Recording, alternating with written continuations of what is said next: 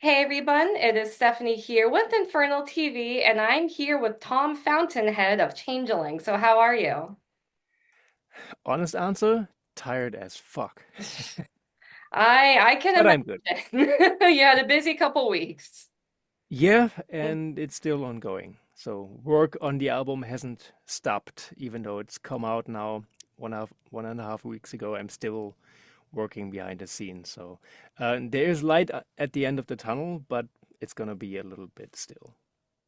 Awesome. But yeah, just as you mentioned, the first Changeling album was just released, and I've been listening to it and also comparing it to some of your past bands and the other projects that you've contributed to. And I feel like Changeling kind of encompasses everything. There's a little bit of like tech death, a little bit of jazz fusion, even like orchestral, some like I know you were you were in a band based in India for a while, so I hear some of those influences. So, do you agree with that? And if so, then like when approaching the writing, how did you just kind of take everything that you've done and then just like put it in one album, pretty much? Um, I think answering both of your questions, I can answer both with the same kind of framework, because I never really do think about these categories. Not so much as a listener, but definitely not as a writer. So um, I appreciate when people listen to the album and they hear different things and they're coming from different perspectives and they hear something that reminds them of, like you said, of jazz fusion or of tech death or something else. And that's totally fine because we all need a frame of reference to make sense of it. But that's really not what I'm having in my head when I write this music, when I'm doing the work, basically. Because I tend to think in what does the concept need? What does the song need? What is the plateau right now where we at? Like, do I want to add more tension? Do I want to create more release? These kind of things are the questions that I have in my mind when I'm working. And so I just try, and I've said this in interviews multiple times now, but it's such a great quote that I'm going to use it again. So I was listening to an interview with Hans Zimmer a couple of weeks back, and he said, "My music isn't original, it's just a sum total of all the music that I've consumed in my lifetime." And I thought that was just the greatest way of putting this as a musician because that's really how I see it as well. I don't think, oh, I'm gonna do this awesome jazz fusion bit here. No, it's just that I hear certain things, I pick up on certain things, I know what certain things do to me as a listener emotionally, and so I try to, when the time comes, try to create the same emotional reaction in the listener, just by the things that I've experienced, and then that's the best, hopefully, the best way I can communicate that through the use of certain elements, and then other people going like, "Oh, that is jazz fusion," or "This is tech death." Well, maybe it is, but most of all, it's what I felt at that time would create the desired effect. Interesting. And now you are pretty much a Renaissance man as far as musicianship and engineering goes, because you've contributed different instruments. You did the compositions, the arrangements, both fretted and fretless guitar, acoustics, keyboards. You did the engineering. I know you did more, but I guess also somewhat piggybacking on that next question, when you approach like all these different instruments, how like what goes on in your head where it's like, oh, this will be better for like this part would be better for fretless, so this part would be better for acoustic. Like how do you decide which way to contribute to, like I should say which instrument to contribute to which parts? That's a good question. I like this question. I don't always know in advance what it's going to be. With Changeling especially, and also, by the way, we will get back to this, but I want to ask you because you said it as well. Why do people assume that it's pronounced changeling? Do you have any answer for that? I Because just, I've been racking my brain about this. Like I've never well, how considered do that you people, pronounce it? well, changeling. I mean, I think I it might, mean, about to begin with, I shouldn't pronounce anything because, like, the way I speak is apparently funny.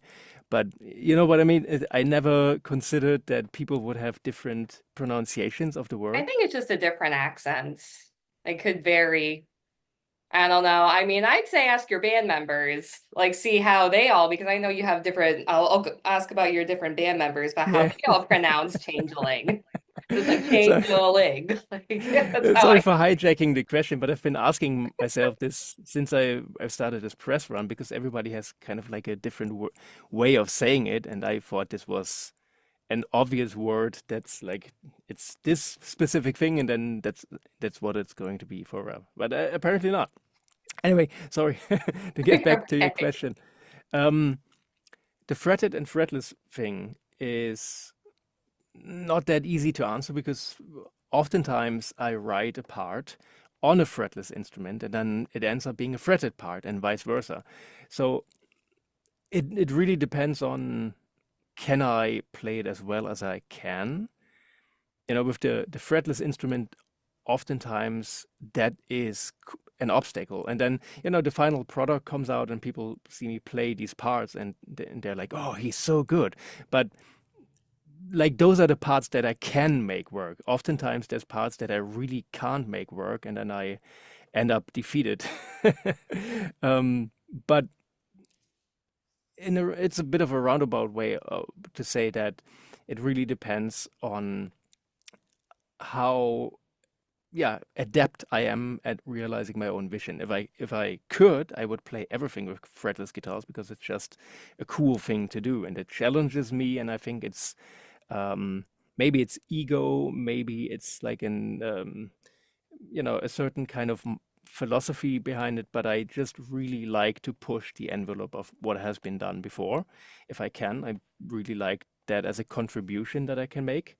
And oftentimes I try to do things on fretless instruments that I thought would be really cool, and it doesn't work. So, and sometimes it's just what I use as a writing tool, because on this album, I went through a little bit of, what is the word? Just nothing would come out for a long time, and I just didn't Yeah. writer's block. So went through writer's block, and then whenever that happens, and I have this with my clients where I teach on creativity and songwriting.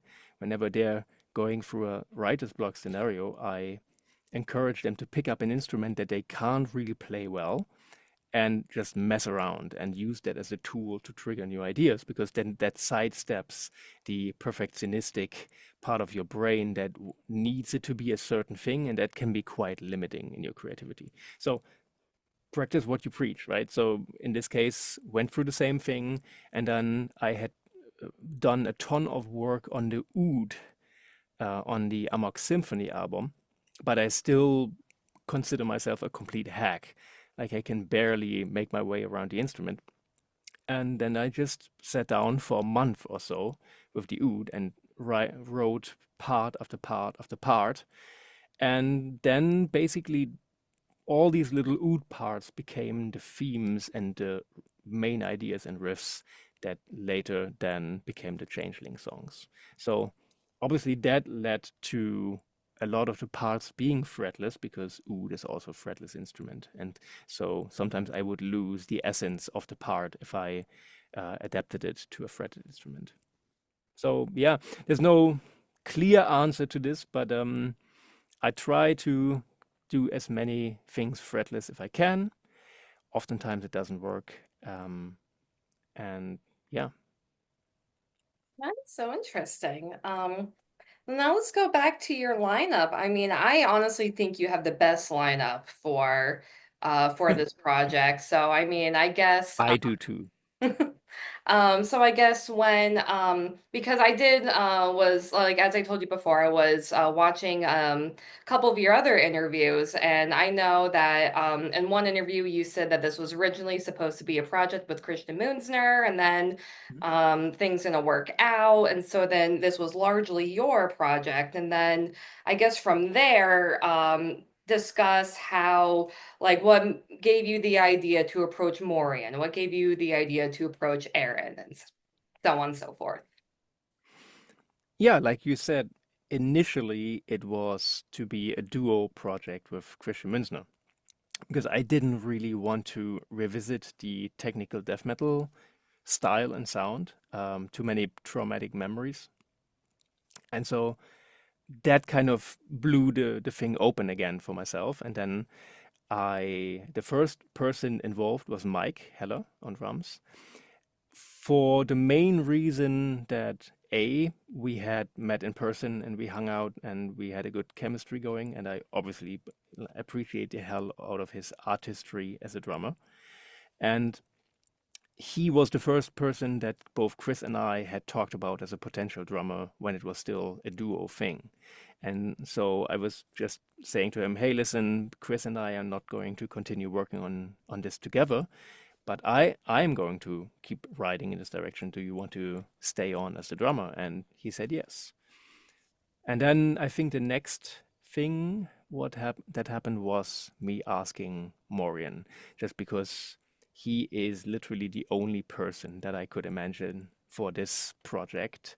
When I made the decisions to go in this specific direction, I was really kind of internally counting on him, and I don't know what I would have done if he didn't say yes, but fortunately he did.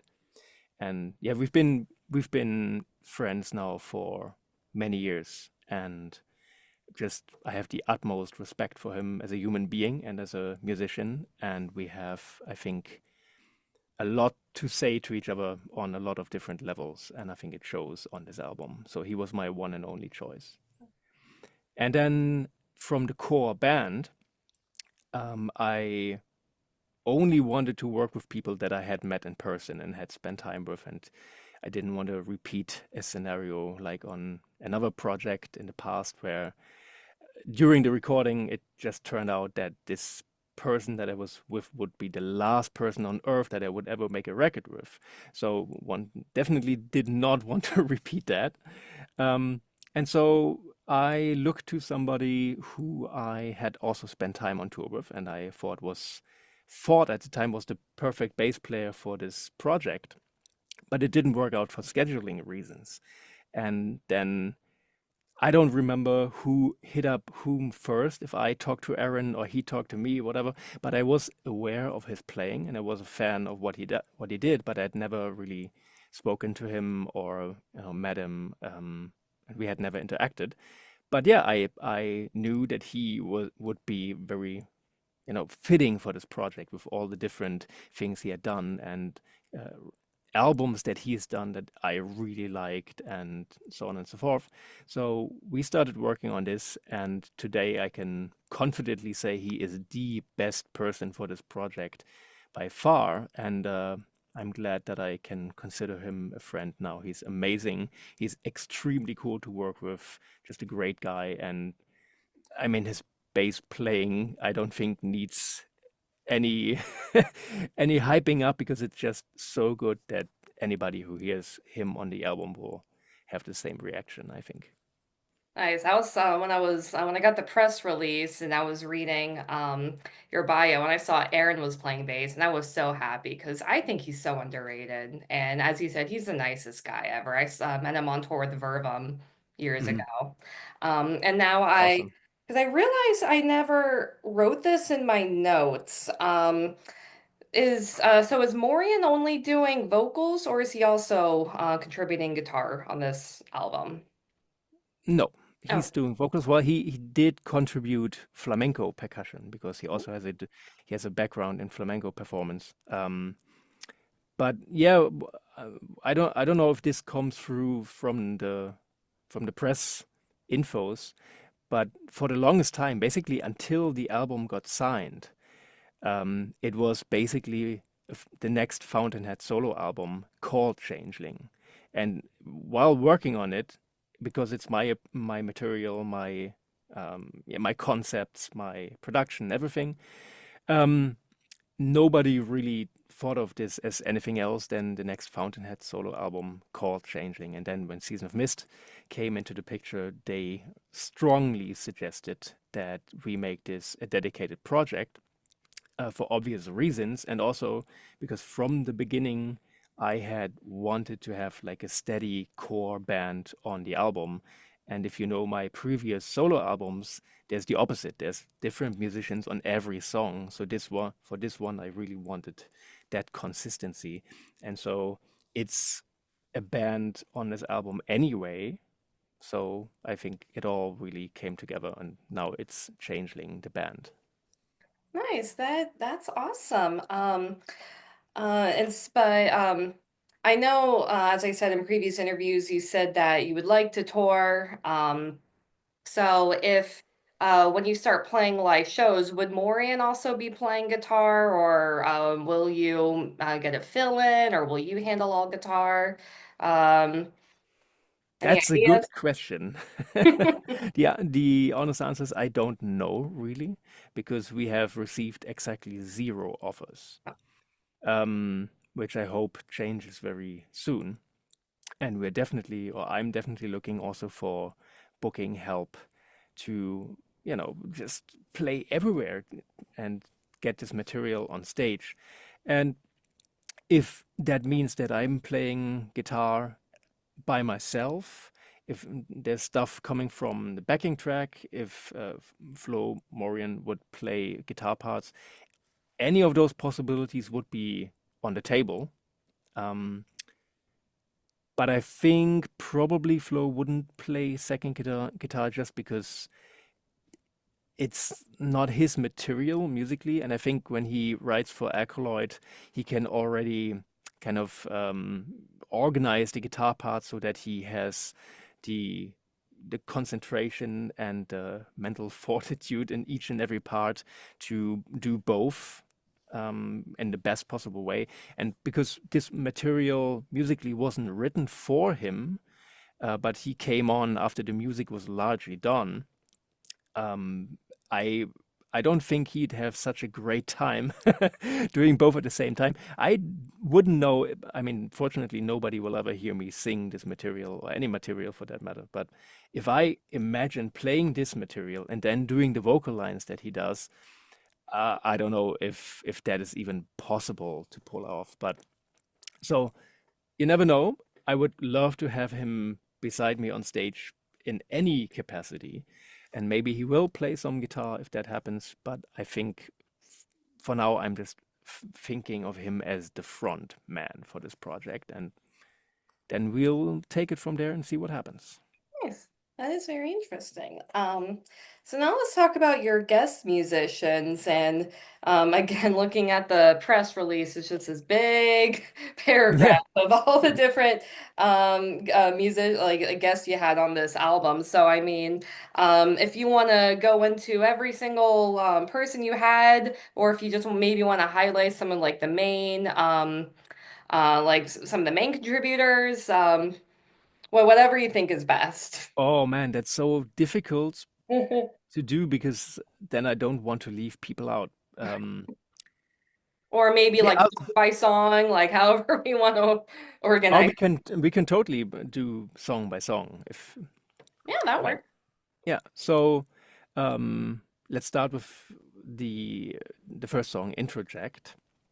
So on there we have, and just let me preface this by saying one of the concepts on the album was that we have the core band on every song for sonic integrity, so to speak. And then on every song there's different kinds of orchestration. And for this orchestration, most of the guest musicians were coming in. Mm-hmm. And so then different kinds of orchestration on every song. And on the final track, Anathema, all of those different things, or most of them, come together and unite. So on the first track, we have a brass section. And so in the brass section, we have on trombones, we have Brand Atema, who has been performing a ton of stuff with Florian in different things. He's been on the Triptychon orchestral album, and he's phenomenal trombone artist. And my great friend Martin Matjazovic, who I play with in a project called Amused to Death, where he mixes swing, jazz, and metal. And he's a great guitar player, great songwriter, but also mainly that's his main instrument. He's a great horn player, so he plays the horns on the album. And then on trumpet we have Krasimir Yosefov, who's a friend of mine here from Berlin. We played together in kind of a gypsy jazz klezmer meets rock band, and so yeah, he's been playing on a bunch of stuff for me on trumpet. And I think that's everything on that song. So, and it's just the intro. But I hope hopefully you can see how this whole thing makes sense if we go through the different orchestral musicians and the orchestrations.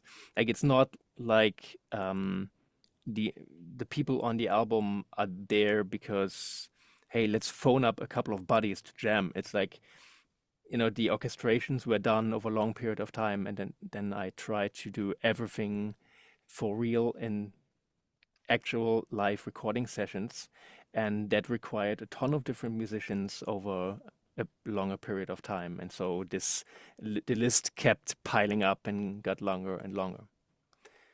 So yeah, then we have instant results. We have 3 guest solos on this one, 2 guest solos. And so not to hijack your question, but one of the main musical concepts of the album is to go from the past to the future over the course of the album.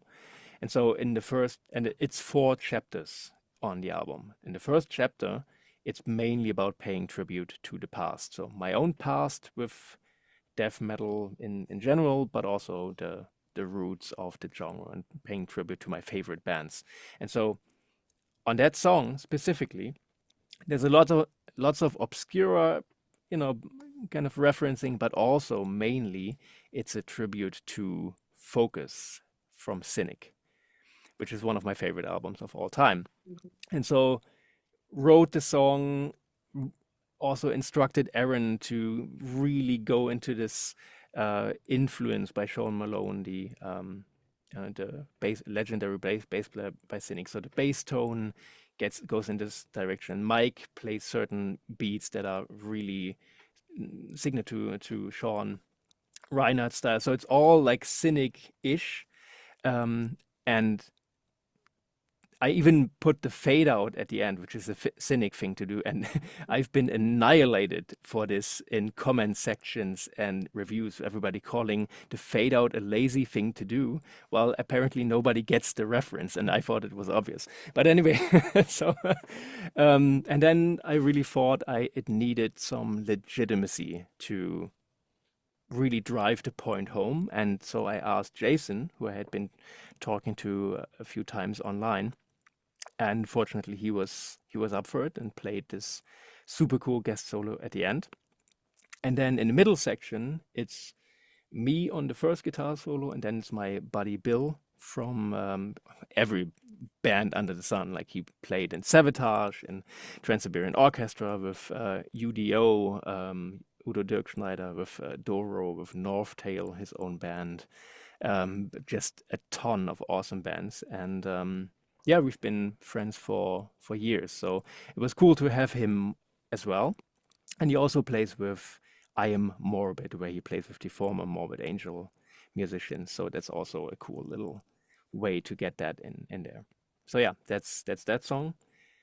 Am I boring you? Is this too long of a No, I monologue? actually was when I was writing these questions, I wasn't sure. I wanted to go song by song, but I was like, I also want to talk about these guest musicians. So this is a good way to Ah, like cool. answer both questions. All right. So yes, Like Ricky from Trailer Park Boys said, let's get 2 birds stoned at once. So, I love that um, show. huh? I just said I love that show. Awesome. Yeah, me too. I was quick side note. I was on tour in India 2 years ago, and it was just me going there, and I was nervous as hell. And then I was working with a a musician and promoter who set up the whole tour for me. And the moment I stepped out of the plane and he made the first Trailer Park Boys reference, and then I did another, and then it just spiraled into this bro fest of Trailer Park Boys quotes. We knew, okay, this tour is it's gonna be cool. That's awesome. And we've been friends ever since. So Oh, that's awesome. Trailer Park Boys. Anyway, so falling in circles, which be the next one, which is definitely intentionally a throwback to the Obscura Akroasis album. Lots of different things that happened on that album that I did and contributed are also brought back on this one. And there's a string section on this one. So I forgot to say that on Instant Results is mainly synthesizers for the orchestration, and I did all of those. So then on Falling in Circles, we have string section. And the string section, I think, is mostly Ellie Storch, who is the violinist for a German band called Subway to Sally. I don't know if that is something that people outside of Germany know, but in Germany they're massive. Yep, I saw they played, I want to say 70,000 tons of metal. I know I've Oh seen yeah, that yeah, probably. band. Yeah, this was years ago, but yeah, Yeah, they're one of the OG folk metal bands. They go back at least 30 years, and I think they were probably the first band to mix those two genres here in Germany. So yeah, Ali plays for them.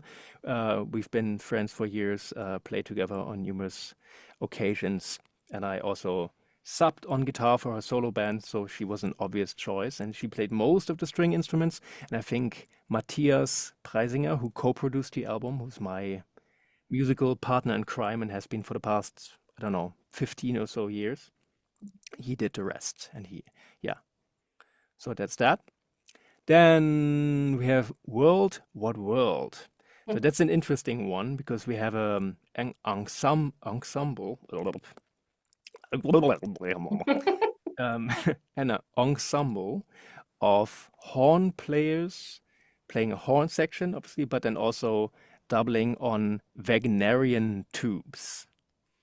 So that's not a medical instrument, that is a musical instrument. So it's a form of tuba created by Richard Wagner for his operas, and it has a very peculiar sound, which yeah, is a big part of this track. And so it's Martin again, Martin Matjazovic, and he brought in an ensemble of people that he studied with and that he knew from university when he studied horn. So yeah, and that's on there. We have also Andy LaRocque, who I don't think needs an introduction Right. to metal people, playing a guest solo because there's lots of subtle death references in the song and in that first chapter. And well, who better to bring that legitimacy and that flavor than Andy? And I've had the good fortune to become friends with him when we produced and mixed an album together a couple of years ago. And yeah, that's something like there's lots of things in my life that are difficult that I would like to be better, but to be able to just call Andy up and say, "Hey, can I ask you for a guest solo for this?" And then next thing you know, you have Andy fucking LaRocque on your album playing exactly what you want him to play. I wouldn't give that up for the world. So Oh, yeah, yeah. That's why I like that song. Death is my favorite band. I love the Individual Thought Patterns album. I love Andy, so that makes sense right. There you go. There you now. go.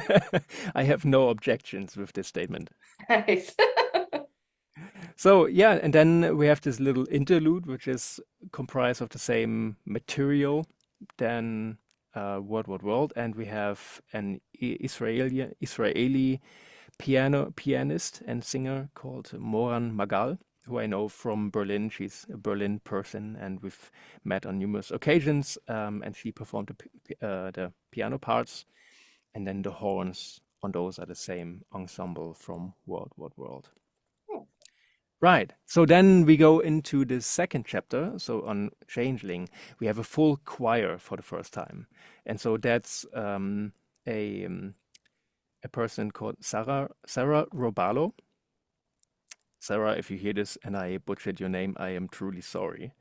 But I've never met her, but she got recommended when I was looking for a choir ensemble, and I was specifically going for a gospel vibe. Oh yeah, forgot about that. That's also on World What World. At the end, there's a gospel choir, and yeah, I got recommended to Sarah, and she brought in her people, her vocal group, her contacts, and then organized all of that, and that's the choir that you hear on World What World, and then also on Changeling, and later on Anathema.